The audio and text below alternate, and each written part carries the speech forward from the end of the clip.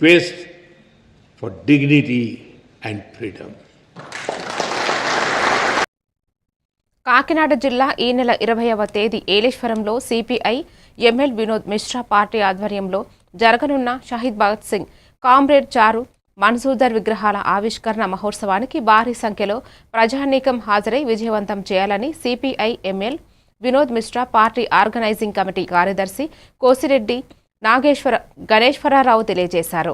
ఈ సందర్భంగా నియోజకవర్గంలో ఏలేశ్వరం నుండి జడ్డంగి, అన్నవరం వరకు ఉన్న గిరిజన రహదారి సమస్యతో పాటు పలు సమస్యలను పరిష్కరించకపోతే ఉద్యమం చేపడతామని కోసిరెడ్డి గణేష్ పిలుపునిచ్చారు. ఈ కార్యక్రమంలో మహిళా సంఘం నాయకురాలు గంటేడి నాగమణి, కందుల వరలక్ష్మి, మసిరపు రాజారావు తదితరులు పాల్గొన్నారు. భగత్ సింగ్ విగ్రహాల ఆవిష్కరణకు జయప్రదం చేయాలని తెలియపరచడం జరుగుతుంది.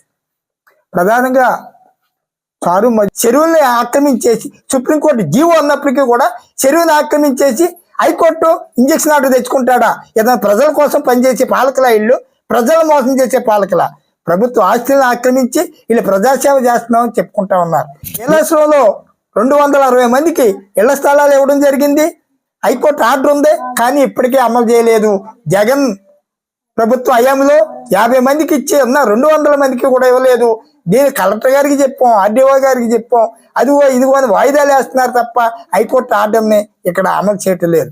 ఈ పరిస్థితుల్లో వీటి యొక్క ప్రజా పోరాటాల వేదిక సిపిఎంఎల్ వినోద్ మిశ్రా ప్రజల గొంతుక్కై ప్రశ్నిస్తాం, అన్యాయాలు ప్రతిఘటిస్తామని అంశంపై మేము రేపు డిసెంబరు 20వ తేదీన వినోద్ మిశ్రా నగర్లో జరిగేటువంటి ఈ యొక్క విగ్రహావిష్కరణ కార్యక్రమాన్ని విజయవంతం చేయాలని అంగన్వాడీ టీచర్